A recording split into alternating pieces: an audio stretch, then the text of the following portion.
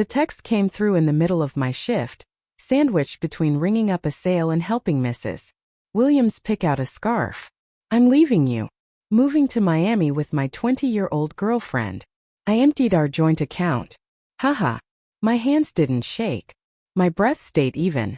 I smiled as I tucked tissue paper into a silver shopping bag, making sure the bow sat just right before handing it to Mrs. Williams.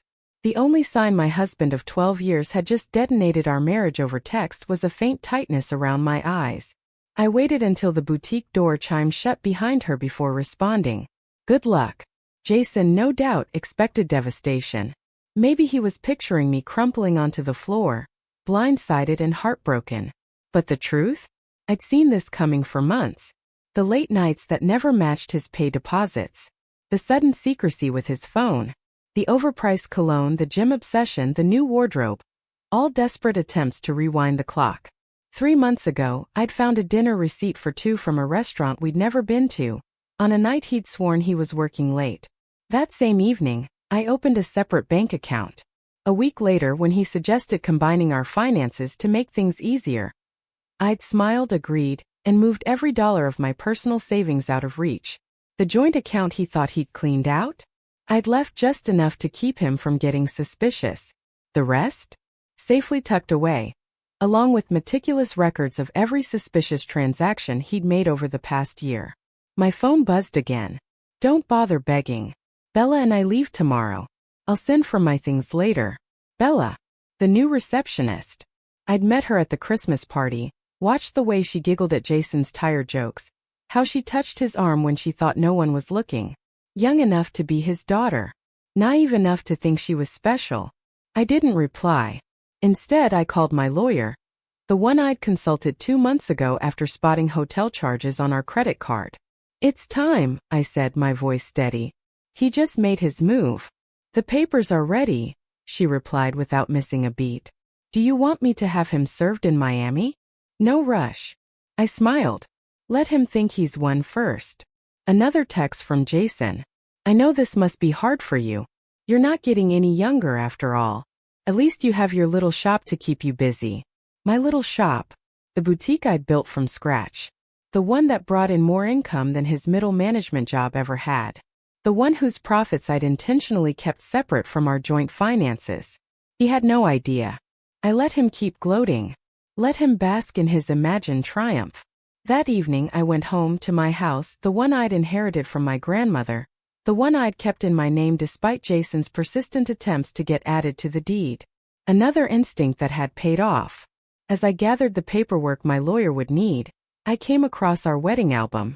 Jason looked so different back then, before his midlife crisis turned him into a walking cliché. Now he wore shirts a size too small for his softening middle, dropped slang that sounded ridiculous coming from a 45-year-old man, and spent his nights chasing a youth that had long since left him behind. My phone kept lighting up. I've been planning this for months. Bella understands me in ways you never could. You'll be fine. Maybe you'll find someone your own age. Already told my family. They agree we just grew apart. Nobody's fault, really. I took screenshots of every message. Let him keep talking. Let him dig his hole deeper. My lawyer would love his casual admission of premeditation. His smug confession about draining our account. Then came the final text. By the way, I used the joint card to book our flights and hotel. Consider it my parting gift. LOL. Perfect.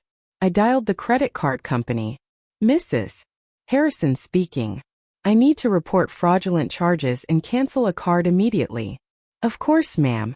Can you identify the charges? Yes. 2 first-class tickets to Miami. Hotel charges at the Royal Palm. Also, I'll need to remove my husband as an authorized user. The woman on the other end clicked her keyboard. All taken care of, ma'am. Anything else? I exhaled, my lips curling into a slow smile. No, that'll do for now. Do you have documentation of the fraud? I didn't hesitate. Text messages from my husband admitting he used our joint card to book travel with his girlfriend after draining our bank account. I'd be happy to forward them. The representative's professional tone couldn't quite hide the satisfaction as she processed the cancellations. By morning, Jason and Bella would arrive at the airport to find their tickets invalid. Their hotel reservation? Gone. A fresh text lit up my screen. Don't worry about the house. I'll let you stay there until you find something smaller. I actually laughed out loud. Did he really believe he had any claim to my grandmother's house? Had his ego grown so large that he'd forgotten whose name was on the deed? Another buzz. And I know the shop means a lot to you. We can work out a fair payment for your half. My half. Of my business. The one I'd built, funded, and grown while he called it my little hobby. I poured myself a glass of the good wine. The kind I'd been saving for a special occasion. This qualified. Let Jason enjoy his delusions tonight. Tomorrow he'd be introduced to some hard truths about property law and separate assets. Morning, the first thing I saw were Jason's increasingly frantic texts. What the hell did you do to our credit card? The airline won't honor our tickets. The hotel canceled our reservation. Answer me. I silenced my phone and got ready for work. It was Friday, our busiest day at the boutique, and I had a shipment of designer handbags to unpack. Life doesn't stop just because your husband runs off with someone young enough to call him Mr. Harrison. Noon, Jason's mother called. I let it go to voicemail. Then, predictably, she called again. I sighed and answered. Natalie, dear, Margaret began, her voice laced with rehearsed sympathy. Jason told us everything. About how controlling you've been. How you drove him away. And now he says you're being vindictive. Causing problems with his travel plans. I put her on speaker while arranging a window display. Did he also mention emptying our joint account and using our credit card to book flights for himself and his girlfriend? Silence. Then.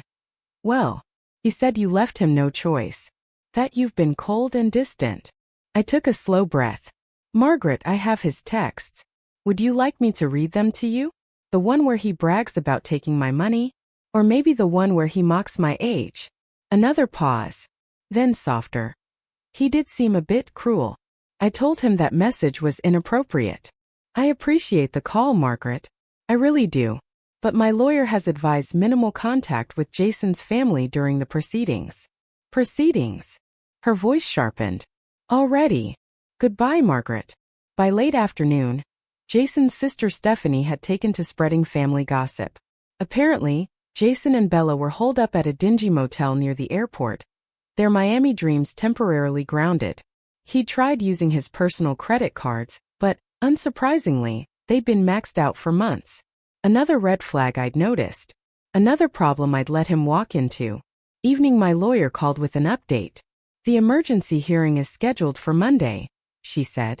Given his admission of draining the joint account and the documented credit card fraud, we're in a strong position to freeze all remaining assets. Has he been served yet? Not yet. But he'll get the papers at his new motel address. A pause. By the way, his girlfriend's social media is proving useful. I smirked. Let me guess. She's been posting their adventure? Not just that. Some choice comments about you. I took a sip of my wine, thinking of my own documentation. Months of suspicious charges, hotel receipts, and text messages spelling out his premeditation in black and white. Jason had been so busy orchestrating his grand escape that he never considered I might be watching, waiting, preparing. Another text. You think you're so smart. But I made copies of all the boutique's financial records. Half that business is mine. I forwarded the message to my lawyer, adding it to the ever-growing file of Jason's mistakes. Let him learn the hard way about separate assets and business ownership. Sometimes the best revenge is simply being ready. Monday. The hearing, Jason arrived in his new wardrobe, designer jeans too tight for his age, a blazer that screamed midlife crisis. Bella hovered nearby. Her youth exaggerated under the stark courthouse lighting. Inside, my lawyer presented our evidence methodically. Jason's gleeful text about emptying the account. His fraudulent credit card charges. A detailed history of hidden expenses. Each piece carefully documented over months of quiet observation. Your Honor, Jason's hastily hired lawyer began, my client admits to some rash decisions. But Mrs. Harrison's actions have been vindictive and calculated. My lawyer didn't even blink. Calculated, she repeated. You mean prudent? My client protected her separate assets and maintained meticulous financial records of her husband's suspicious behavior. That's not vindictive. That's smart business. The judge flipped through the paperwork. Proof of my sole ownership of the house, the boutique's incorporation in my name only, the clear division between personal and joint finances. Then he turned to Jason. Mr. Harrison, you admitted via text message to deliberately emptying a joint account and using shared credit cards to fund a trip with your girlfriend. Do you deny this? Jason shifted in his seat. I watched, waiting. Let's see how well he talked his way out of this. I was just trying to make a clean break. The judge leveled Jason with a look. By committing financial fraud? Jason shifted in his seat. And now, the judge continued, flipping through the paperwork. You're claiming rights to property that documentation clearly shows is separate from marital assets? Jason's lawyer cleared his throat. The business grew during the marriage. My client is entitled to. The business was established before the marriage. My lawyer interrupted smoothly, setting down a thick stack of records. And Mrs.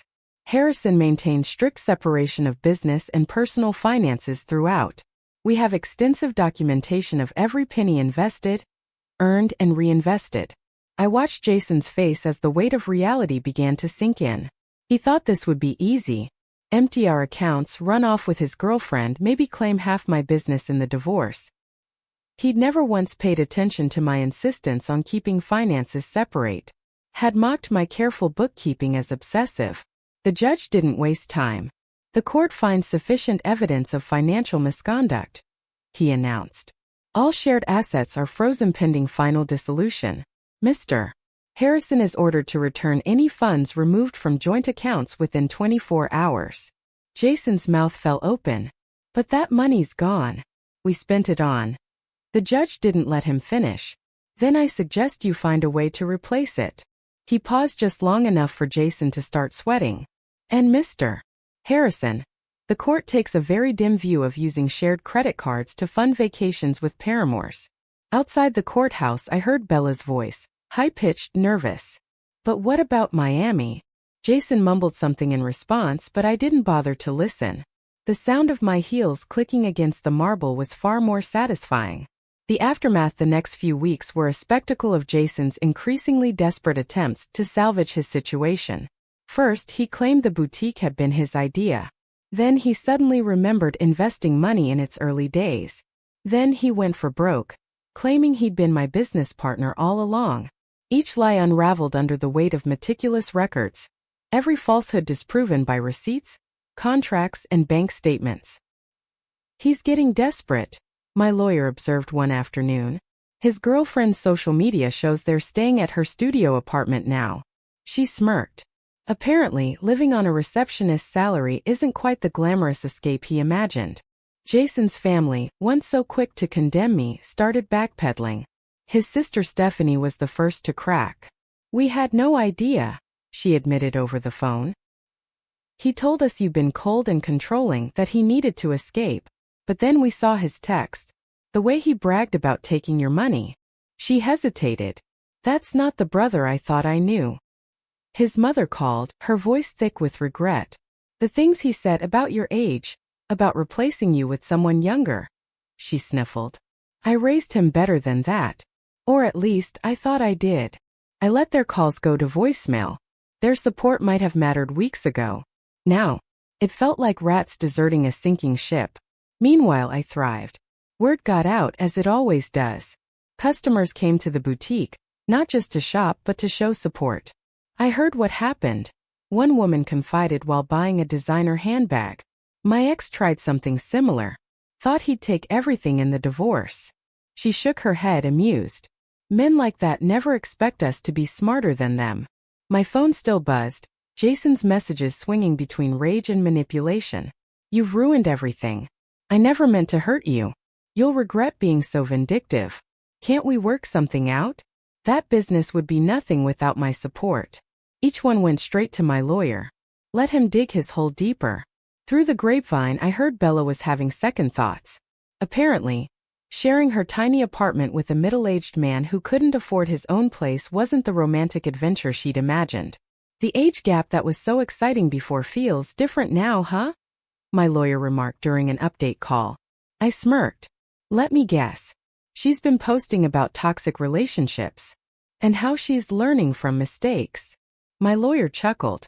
She also removed her relationship status this morning. I almost felt sorry for Jason. Almost. But then I remembered his haha after telling me he'd emptied our account. The casual cruelty in his words about my age. How he'd assumed I'd be helpless without him. Instead of pity, I felt something else. Pride. Pride in my foresight. Pride in my quiet strength. Pride in the fact that I had protected myself while he, blind with arrogance, had walked straight into his own ruin. The final hearing, by the time the divorce was finalized, Jason's fantasy of triumph was in shambles. Gone was his cocky attitude. In its place, barely concealed panic. Bella was noticeably absent. According to office gossip, she'd moved on to a coworker her own age. Jason arrived in his old clothes, the designer wardrobe long gone, most likely resold to help repay the joint account he'd looted. As the judge reviewed the last of the documentation, I saw it the moment Jason truly understood. He hadn't just lost. He'd destroyed himself. And all I had to do was let him. The final judgment. Jason's lawyer looked exhausted, probably from hours of trying to find a loophole in my airtight financial records. He adjusted his tie, made one last desperate attempt. Your Honor, he began.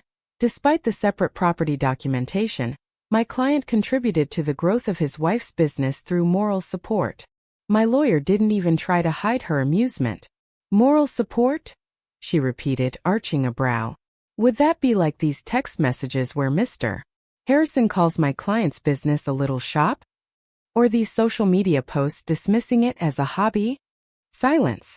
The judge exhaled, clearly done with the circus act. The final settlement reflected every ounce of my preparation. I kept my house, my business, my separate assets. Jason got his personal belongings and his car, which, unfortunately for him, was worth less than what he still owed on it. As we stepped outside the courthouse, his bitterness boiled over. You've destroyed me, he hissed. I have to move back in with my parents. I met his glare head-on. No, Jason. You destroyed yourself. I just made sure you couldn't destroy me, too. His mother stood by the curb, arms crossed, waiting to drive him to his new home at 45 years old. The irony wasn't lost on anyone. The man who mocked my age was now back in his childhood bedroom, while I was running a thriving business. His face twisted in frustration. You planned this all along. You knew this would happen. No, Jason, I said simply. I just paid attention. And unlike you, I understood the value of keeping good records. His mother stepped between us, her patience finally gone. That's enough, Jason. Her voice was sharp, cold. You've embarrassed yourself enough already. As they walked away, I heard her laying into him. What were you thinking? A 20-year-old? Emptying bank accounts? Sending those horrible texts? I watched them disappear into the parking lot and felt nothing. No regret. No sadness. Just relief. Jason thought that text message was the ending to our story. Instead, it had simply set my carefully laid plans in motion. My phone buzzed. Not Jason this time. New orders from my boutique's website. Life was moving forward, just not in the direction he'd imagined. 6 months later, my boutique had expanded to a second location. The irony? The little shop Jason mocked was now thriving. I'd hired 3 new employees, launched a nationally growing online store, and was busier than ever. Meanwhile, Jason struggled to rebuild his life. News trickled in through mutual acquaintances. He tried dating apps, but women his age weren't interested in a middle-aged man living with his parents. Younger women? They'd already heard about him. Office gossip, and Bella made sure of that. Bella had warned her friends about him, even sharing screenshots of his desperate messages after she left. His career suffered too. HR had launched an investigation into his relationship with a subordinate. He'd received a formal reprimand. The promotion he'd been counting on went to someone else. Someone who didn't have a history of inappropriate relationships with reception staff. He actually tried to claim age discrimination, Jason's sister Stephanie told me when she stopped by my boutique one afternoon. I raised an eyebrow. Seriously? She nodded, flipping through a silk scarf. Said they were punishing him for dating someone younger. I smirked. And HR. They just added that complaint to his file. I hadn't expected to see Stephanie, but her presence spoke volumes about how thoroughly Jason had alienated his own family. She sighed, setting the scarf down. I know we didn't support you at first. She hesitated. He played the victim so well. But watching how he handled everything, how he acted afterward. She shook her head. I'm ashamed we ever believed him. The final attempt, Jason kept challenging the divorce settlement. Every petition was denied. Every attempt to contest the ruling was dismissed. His latest brilliant argument? He actually tried to claim that his text about emptying the account was a joke, my lawyer told me, barely containing her laughter. I raised an eyebrow. And the judge? She grinned. Asked him if haha made theft less illegal. Jason had lost. Completely. My business thrived. Jason didn't. The boutique's success brought unexpected validation. Local business magazines wanted to feature my story. Young entrepreneurs started reaching out for advice on keeping business and personal finances separate. One young woman about Bella's age asked me, "What's the best way to protect yourself?" Smiled. Preparation. Always. And trust your instincts. Jason's spiral every few months, his mother would call. Not to ask about me, but to vent about him. He tried online gambling, hoping for a quick fix. He fell into a pyramid scheme, convinced he could flip his luck overnight. Each attempt to recover his former lifestyle only buried him deeper. She didn't outright say she regretted taking him in, but the exhaustion in her voice said enough. The aftermath: I had moved on. Jason had stagnated. And if he ever wondered how it all went so wrong, all he had to do was look back at that text. The one where he'd thought he was ending my life. Instead, he'd only ended his own. And I was just getting started. Moving forward, I don't know where we went wrong with him. Jason's mother sighed during one of her calls. There was a weariness in her voice now, the weight of disappointment settling in. His father and I offered to help him get back on his feet, if he'd just take responsibility for his actions. But he's still blaming everyone else. You, Bella. His company. The judge. I listened politely but kept my distance. Their family drama wasn't mine to fix. Not anymore. My life had moved forward. I was deep in plans for a third boutique location and the launch of a luxury accessories line. Jason's betrayal had become little more than a footnote in my success story. The only lingering trace of him? A framed screenshot hanging in my office. His final text before I blocked his number. Have fun with your little shop. At least it'll keep you busy in your old age. Below it, my latest business award, polished and gleaming. Proof that sometimes the best revenge is simply thriving on your own terms. 1 year later, the grand opening of my third boutique was everything I had envisioned. Elegant, buzzing with energy, filled with people who celebrated success, not bitterness. Local media covered the event, but no one cared about my divorce anymore. They weren't interested in Jason's betrayal. They wanted to talk about my brand, my expansion, my success. I had moved on. And then Bella walked in. She looked even younger than I remembered, or maybe I just felt that much stronger.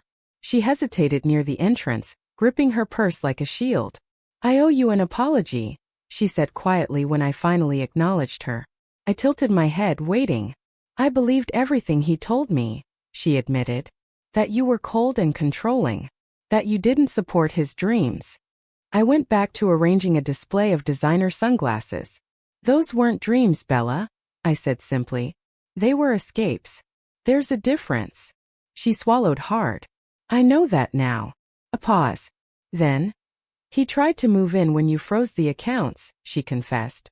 Thought my studio apartment would be temporary.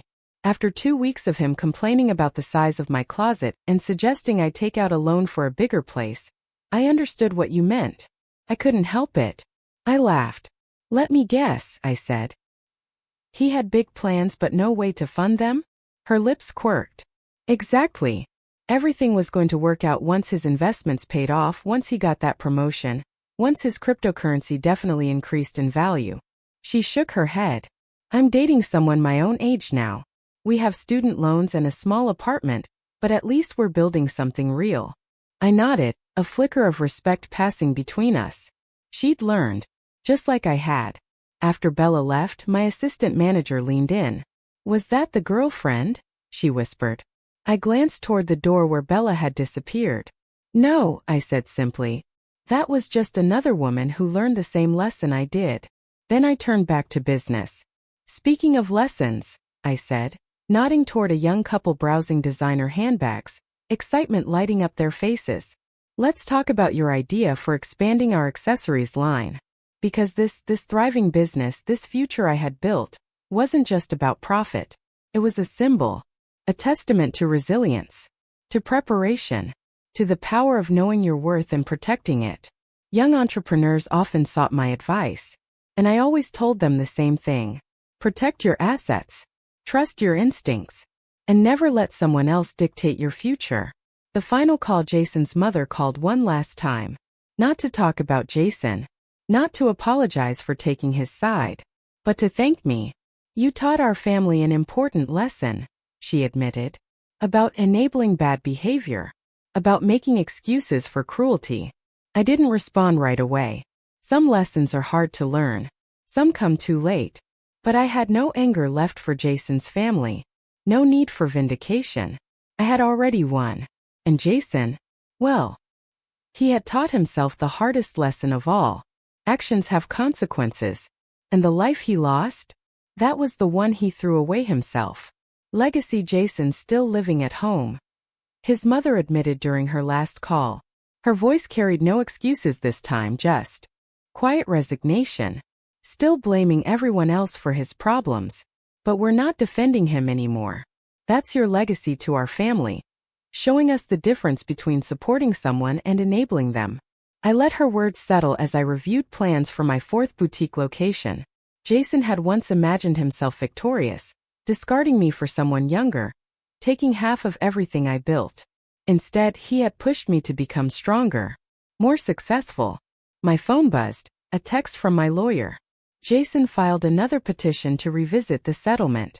The judge dismissed it immediately and ordered him to pay court costs. "Thought you'd enjoy that." I smiled, picturing Jason in his childhood bedroom, still trying to rewrite an ending that had been decided the moment he underestimated me.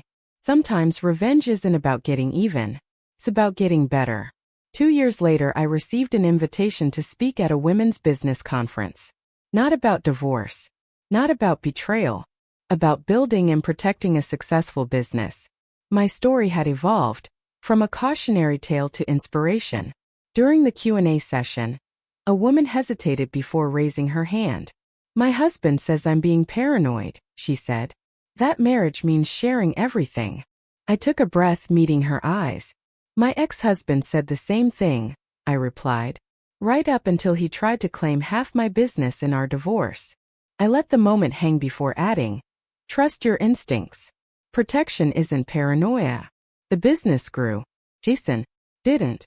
My boutique chain had expanded to 5 locations, each more successful than the last. The little shop Jason had mocked? Now a thriving company employing over 30 people, featured in national magazines. Through mutual friends, I heard that Jason had finally moved out of his parents' house into a small apartment above a garage.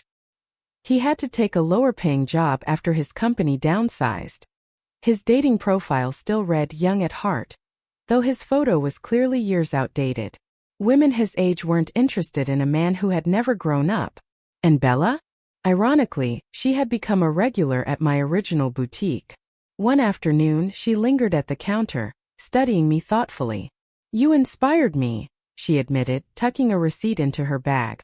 "You showed me that a woman can build something lasting instead of falling for empty promises." I gave her a small smile. She had learned. We both had. 5 years later, the 5-year anniversary celebration of my first boutique was packed. Employees, customers, supporters. The store that Jason had dismissed as a passing hobby had transformed into the flagship of a thriving empire. And in the crowd, uninvited but not unexpected, was Jason's mother. She waited until the celebration quieted before approaching me. "I saw Jason yesterday," she said, smoothing down the sleeve of her designer dress, one she had purchased from my store. "He was talking about his glory days, about the life he could have had." She shook her head. "He still doesn't understand that he didn't lose everything in the divorce." She met my gaze, voice soft but firm. He threw it away. I thought of that text message, the one he had sent so smugly, so cruelly. The one where he had imagined me broken, begging, desperate. Instead, I had built something stronger. Each boutique had become a testament to independence, to resilience, to what women can achieve when they stop dimming their light for insecure men. A young saleswoman, coincidentally also named Bella, approached, notebook in hand. "I have a question about the new inventory system," she said. I turned, ready to guide her, ready to lead the next generation of women forward. As I spoke, my reflection in the store window caught my eye. I didn't see a woman aging. I saw a woman getting wiser, stronger, more successful. Jason had once believed his text was the end of my story. Instead, it had been a beginning. Not just for me, but for every woman who heard my story and realized she deserved better than being a footnote in someone else's midlife crisis. Because success? That's the best revenge.